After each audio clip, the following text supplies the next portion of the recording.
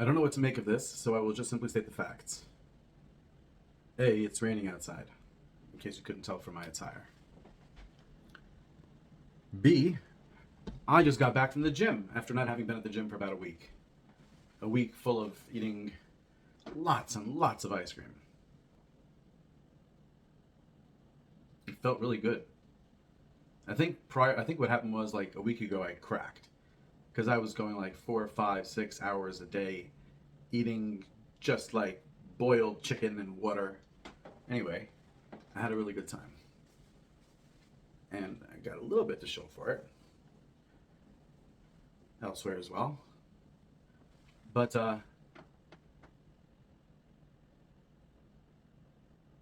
this isn't a performance, and therefore I'm not going to redo this. Maybe I'll speed up the or whatever, but I'm not going to redo this. This is legit. So I'm living in Canarsie. I've mentioned it before, if anybody's watched this before. Demographically, I kind of stick out, color-wise, etc. And first of all, I love this neighborhood. That's A. B, well, B is that my favorite place in the neighborhood is the gym. The people are so friggin' wonderful in the gym. I would not have known, before joining a gym for the first time in my life, 4 months ago or 3 months ago, I would not have known. These are tough motherfuckers.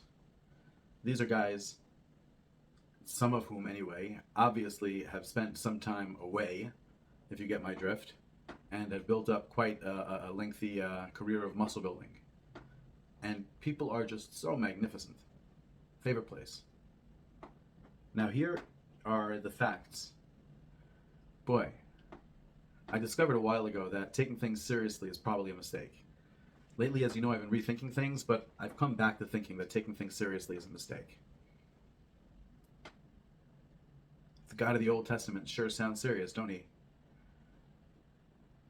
Anyway, so eventually after doing some muscle stuff, I jump on the treadmill. And for whatever reason, boring part is I brought a towel to cover up, how fast I'm going and how much time there is. Because psychologically, I don't want to, feel like I'm going until 10 and therefore once it's 9 minutes, I feel tired. Or once it's, going for 1.5 miles and once it's close to that, I feel whatever, So I just brought a towel, but the towel wouldn't stand and it just went down the treadmill at the back twice. Anyway, so the guy left to me, and people don't really talk much on treadmills. As a matter of fact, a lot of people have headphones in. I don't recall if he had headphones in. But the guy to the left of me, so I just pointed out to him, and hopefully I'll have a podcast with him. So I'm not going to say any details yet because I don't know what he wants, known name or country of origin. But what I can tell you is that within a short amount of time, within a few moments, he mentioned that he had been a priest. And in a very different country from this one. And it was just wild. We started talking, and it was the exact same reasons why we left. He's married now. He had been a Catholic priest. He left 7 years ago. He's married now.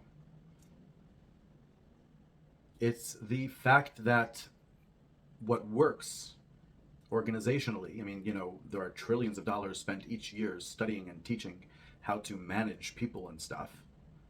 What works organizationally is not necessarily the most ideological, pure-hearted, godly, giving, whatever kind of people. I defend these people.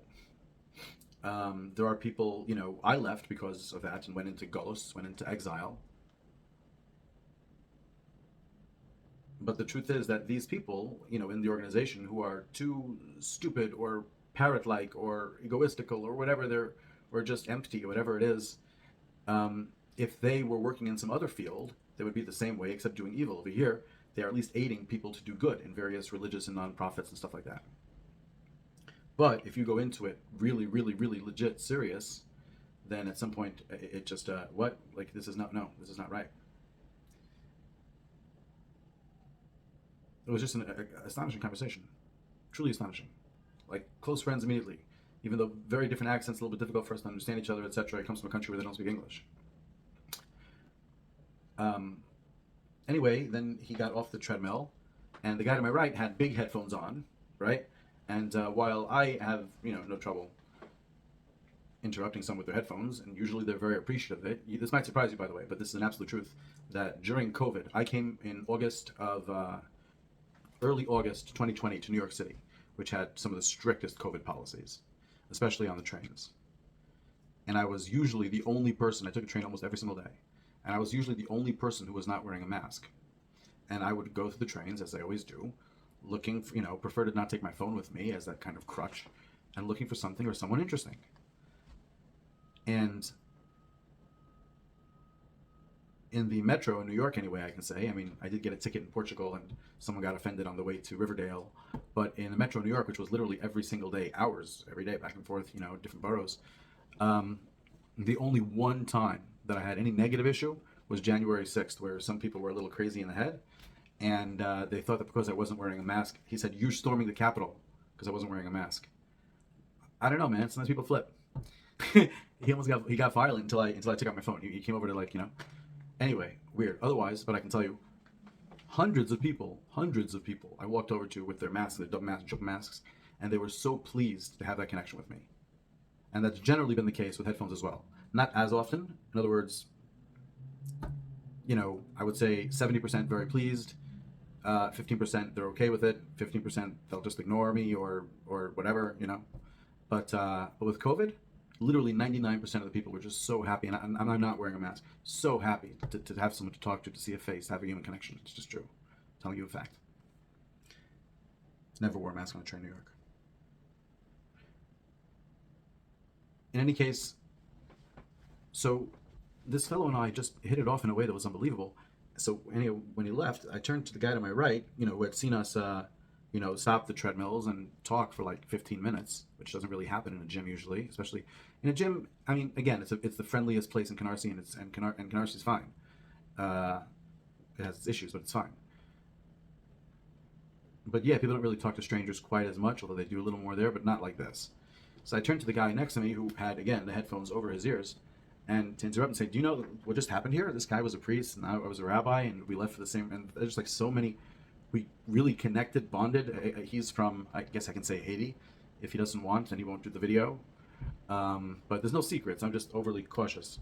Yeah, I'm way overly cautious. There's no secrets at all. His name is Marshall from Haiti, I think. I told him I'm against the idea of names, and I try to forget names. But most people take it seriously, so I hope I get it right. And the guy to the right, as soon as I mentioned, the priest rabbi thing, what are the fucking odds? He shows me the YouTube that he's listening to. Right? He pulled off one ear, showed me the YouTube he's listening to. It's in French, because he's from Guinea-Conakry in Africa. It's in French, and it's one of the stories, one of the parables of Rabbi Nachman of Breslov. This fellow's a Muslim. He's going through Likutei Moharan. We talked about his boydus. Last Shabbos, not yesterday, a week before, I have a little video up here about how I keep Shabbos. So you can watch that if you want to understand it. But on Shabbos, I decided I'm going to go to Borough Park. I'm confused about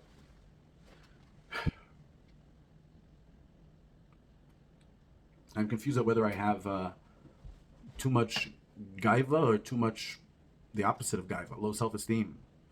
I'm confused about why I smirk when I talk about being, say president, let's say. But I don't want to be president, but let's say, right? As if it's megalomaniac.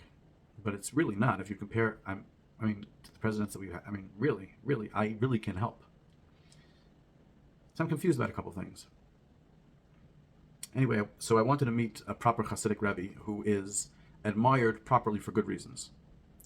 And to ask him about being a manhig, about being a leader, what it's like to be a leader, how does he feel, what it's, I've spoken to various other people, but anyway, obviously I knew it wouldn't come to that because in Shabbos you just live in the moment. They didn't speak to all kinds of people. And then having a long conversation with this Breslover Chassid. This is a version of Jews who wear the black hats and the curls, but there's many different sects with different philosophies. Breslov is a philosophy that's been growing, surprisingly, over the past number of decades. And he was a Breslover Chassid. We had a beautiful conversation. I had a beautiful conversation with everybody there in Borough Park, from all different walks of life.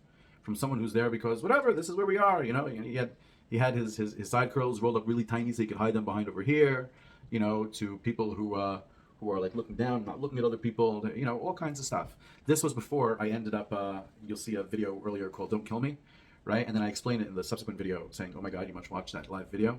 I explained what happened there. You should watch the oh my God first. Anyhow, so this chassid was telling me about his boydus, which I'm familiar with.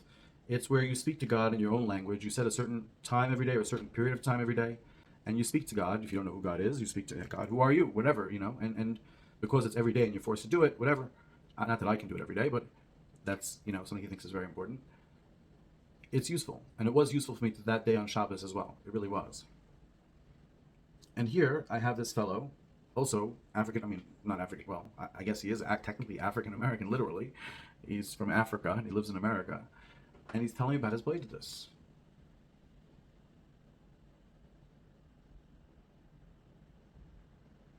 It's what he was listening to right then and there, as I interrupted him. Those are the facts.